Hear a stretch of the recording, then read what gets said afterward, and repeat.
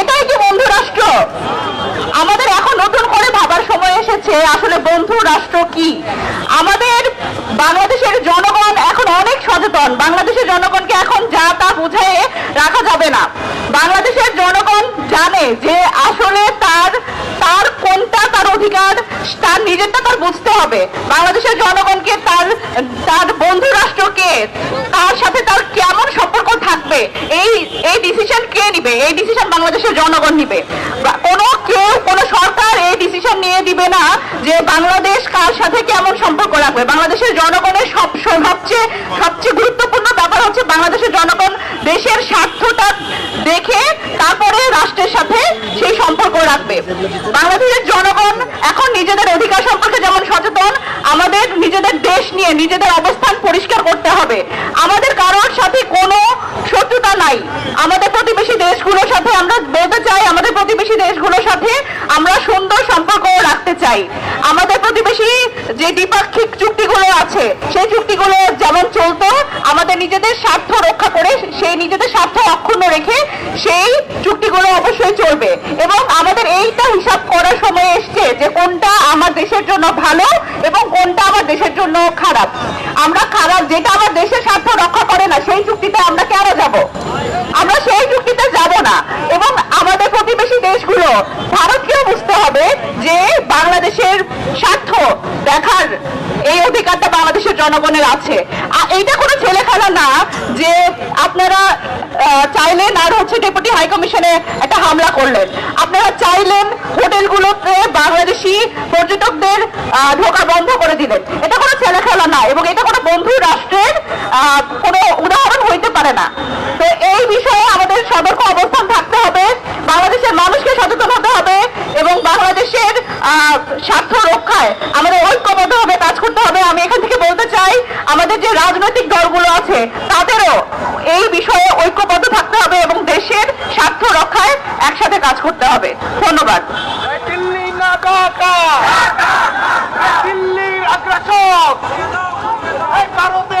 এই পর্যায়ে সংক্ষিপ্ত বক্তব্য নিয়ে আসছে জাতীয় নাগরিক কমিটির কেন্দ্রীয় সদস্য আবু সাইদ লিওন। প্রিয় বন্ধুগণ, আমরা স্পষ্টভাবে বলে দিতে চাই, দিল্লির দাদাগিরি আর বাংলাদেশে চলবে না। বাংলাদেশের জনগণ সেই দাদাদের আর গুনে না। আমরা স্পষ্ট বলে দিতে চাই, খুনি ফ্যাসিস্ট শেখ হাসিনা ভারতের এজেন্ট হিসেবে বাংলাদেশকে পরিচালিত করেছিল। বর্তমান সরকারকে স্পষ্ট ভাষায় বলতে চাই, গত 15 বছরে আওয়ামী সরকার যতগুলো চুক্তি করেছিল ভারতের সাথে, সকল চুক্তি জনসম্মুখে উন্মুক্ত করতে হবে। এই চুক্তিগুলোর ব্যাপারে বাংলাদেশের জনগণ সিদ্ধান্ত নেবে সেই চুক্তি থাকবে কিনা। আমরা বলতে চাই, ভারত যদি বাংলাদেশের ব্যাপারে একটু নাক গলানোর চেষ্টা করে আমরা 7 সিস্টারে হাত দিয়ে দেব। ধন্যবাদ সকলকে।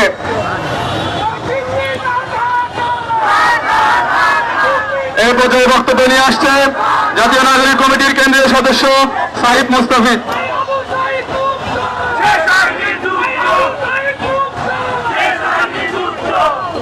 আমাদের ভারতে অবস্থিত দূতাবাসে হামলা হয়েছে, সেই জন্য আমাদের আজকের এই প্রতিবাদ সমাবেশ। আমার পূর্বের বক্তারা অনেক বার্তা দিয়ে গেছে আপনাদের কাছে। আমি একটা বার্তা স্পষ্ট করতে চাই, যদি আমাদের উপর আঘাত হানে আমরা কিন্তু আর চুপ থাকবো না। আমরা কোনোভাবেই আর পরাজিত, কোনোভাবেই কোনো শক্তির কাছে মাথা নত করবো না। আমরা সবাই মিলে যেভাবে এই ফ্যাসিস্ট হাসিনাকে সরিয়ে দিয়েছি, সেইভাবে ভারতীয় দালালদেরকেও সরিয়ে দেবো। আমরা সবাই মিলে প্রতিরোধ করে তুলবো। এই জন্য আমি সকল রাজনৈতিক দল মত নির্বিশেষে সবাইকে আহ্বান জানাবো, আমরা একটা জাতীয় ঐক্য করতে হবে আমাদেরকে, যেন আমরা এই দুরবস্থার থেকে আমরা বের হতে পারি। ধন্যবাদ সবাইকে। ধন্যবাদ। আমাদের মাঝে কামরাঙ্গী চর থেকে একটা মিছিল এসে উপস্থিত হয়েছে, আমরা তাদেরকে করতালির মাধ্যমে ধন্যবাদ জানাই। প্রিয় উপস্থিতি, এই পর্যায়ে আপনাদের সামনে বক্তব্য নিয়ে আসছেন জাতীয় নাগরিক কমিটির কেন্দ্রীয় সদস্য জনাব আলী আহসান জুনায়েদ। জনাব আলী আহসান জুনায়েদ।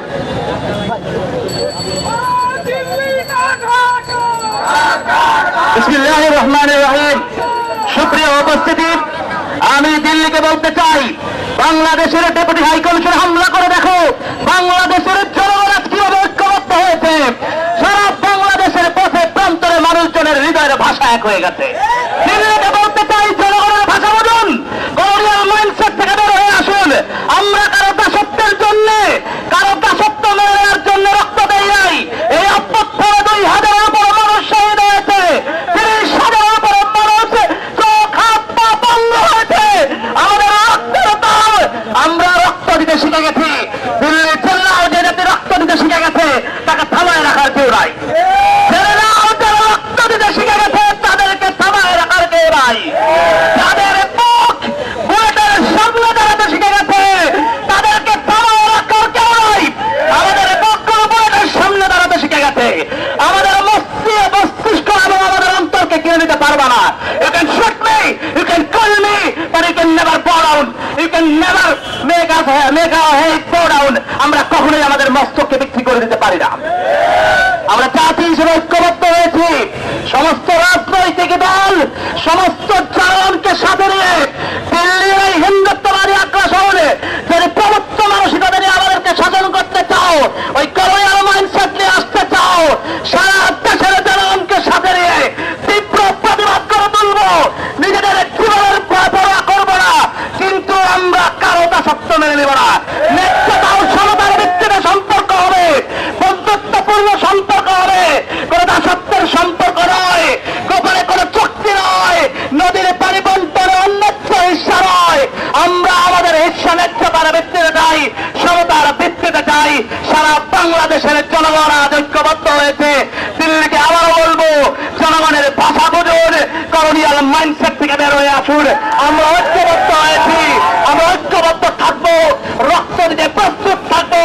শহীদের রক্তের দাম আমরা আমাদের নিজেদের জীবন দিয়ে দিতে প্রস্তুত আছি ইনশাআল্লাহ। সবাইকে ধন্যবাদ। আসসালামু আলাইকুম।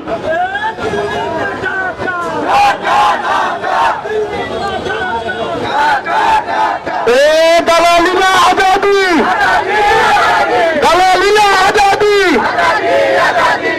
সংগ্রামী উপস্থিতি, এই পর্যায়ে আপনাদের সামনে বক্তব্য নিয়ে আসছেন জাতীয় নাগরিক কমিটির কেন্দ্রীয় সদস্য সচিব। এর আগে ফ্যাসিবাদ বিরোধী আন্দোলনে যিনি সক্রিয় থেকেছেন, যিনি জেল জুলুম নির্যাতনের শিকার হয়েছেন, প্রশ্নফাঁস বিরোধী আন্দোলনের নেতৃত্ব দিয়েছেন, অনশন করেছেন, প্রিয় ব্যক্তিত্ব জনাব আক্তার হোসেন। জনাব আক্তার হোসেন।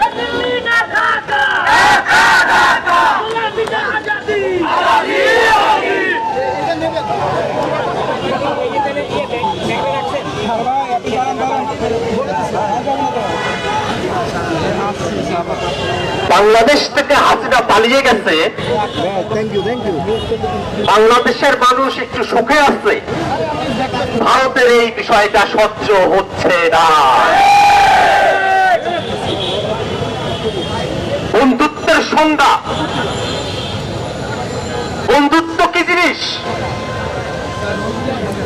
সে বিষয়টাই এখনো আমাদের এখানে পরিষ্কার হয়ে ওঠে নাই। খেয়াল করে দেখবেন, বন্ধুত্বের বিষয়টা যেহেতু পরিষ্কার হয়ে ওঠে নাই, বিগত সময়ে হাসিনার সময়ের মন্ত্রী আব্দুল মোমেন বলেছিল বাংলাদেশ এবং ভারতের সম্পর্ক নাকি স্বামী স্ত্রীর সম্পর্ক। এই দক্ষিণ ভারতে স্বামী স্ত্রীর সম্পর্ক কর্তৃত্ব এবং অধীনতার সম্পর্ক। আব্দুল মোমেন তার কথার মধ্য দিয়ে ভারতকে কর্তৃত্বের জায়গায় এবং বাংলাদেশকে অধীনস্থের জায়গায় বুঝিয়েছিলেন। বাংলাদেশের মানুষ স্পষ্ট করে ঘোষণা করে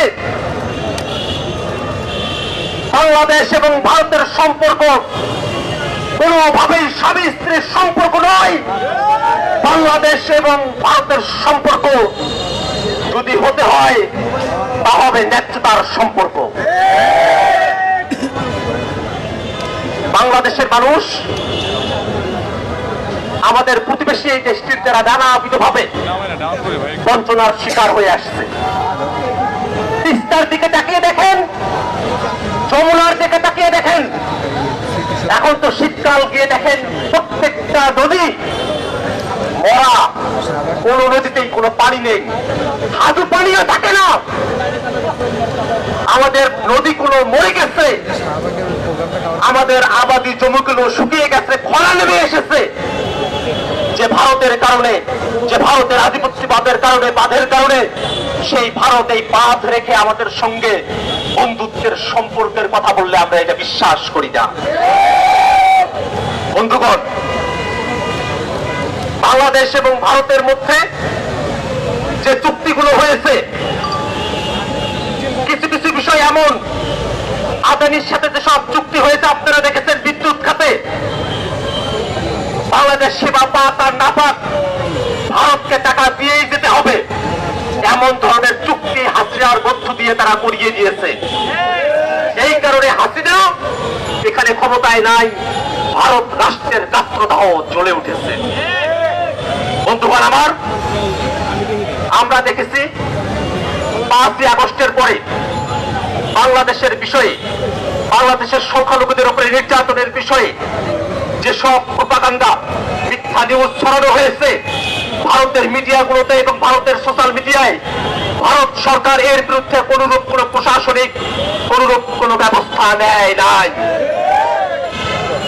আমরা দেখেছি দীর্ঘ সময় ধরে সেখানে নানা উগ্রবাদী হিন্দুত্ববাদী গোষ্ঠীগুলো মিছিল মিটিং সমাবেশ করে যাচ্ছে, ভারত সরকার এসবের বিরুদ্ধে কোনো ব্যবস্থা নেয় নাই। সেই ব্যবস্থা না নেওয়ার ফলে তারা আগরতলায় বাংলাদেশের উপ হাই কমিশনে হামলা করার মতো ধৃষ্টতা দেখানোর সুযোগ পেয়েছে। বাংলাদেশের মানুষ স্পষ্ট করে বলে, যদি ভিয়েনা কনভেনশন আপনারা মেনে থাকেন, ওই উপ হাই কমিশনের প্রত্যেকটা এনজিও আমাদের। বাংলাদেশের 1 ইঞ্চি জায়গার উপরে আমরা যে টেরিটরির মধ্যে আছি, টেরিটরির ভিতরে অথবা বাইরে, চুক্তির ভিতরে এবং আমাদের টেরিটরিতে 1 ইঞ্চি জায়গার উপরে কোন স্বপ্নের থাবাকে আমরা সহ্য করব না। বন্ধুগণ, বন্ধুগণ, আপনারা কি খেয়াল করেছেন যে সংগঠনটি গতকাল সেই সংঘর্ষ করা থাকে, সেই সংগঠন কেমন ধরনের সংগঠন হতে পারে তার নতুন করে বলবার অপেক্ষা রাখে না। ভারত সরকারকে শুধু দুঃখ প্রকাশ করলেই চলবে না, এই সংগঠনের সঙ্গে যারা যুক্ত আছে, যারা এই মিছিলে এসেছে, আক্রমণ করেছে, তাদের প্রত্যেককে আইনের আওতায় নিয়ে আসতে হবে। আর একটা কথা, বাংলাদেশের মানুষ যখন চট্টগ্রামে অ্যাডভোকেট সাইফুলকে কুপিয়ে হত্যা করা হলো, এই সময়টাতে বাংলাদেশের মুসলমানেরা যে বিক্ষতার পরিচয় দিয়েছেন, যে ধৈর্যের পরিচয় দিয়েছেন, বাংলাদেশের আপামর জনসাধারণের প্রতি মাথা নত হয়ে আসে, তাদের প্রতি শ্রদ্ধা জানানোর ভাষা আমাদের নাই। বাংলাদেশের মানুষ জীবন দিয়ে এখান থেকে হাসিনাকে হটিয়েছে, আমরা বিশ্বাস করি তারা জীবন দেওয়ার জন্য প্রস্তুত। কিন্তু শুধুমাত্র ভারত বিরোধিতা আমাদের রাজনীতির কোনো পয়েন্ট নয়।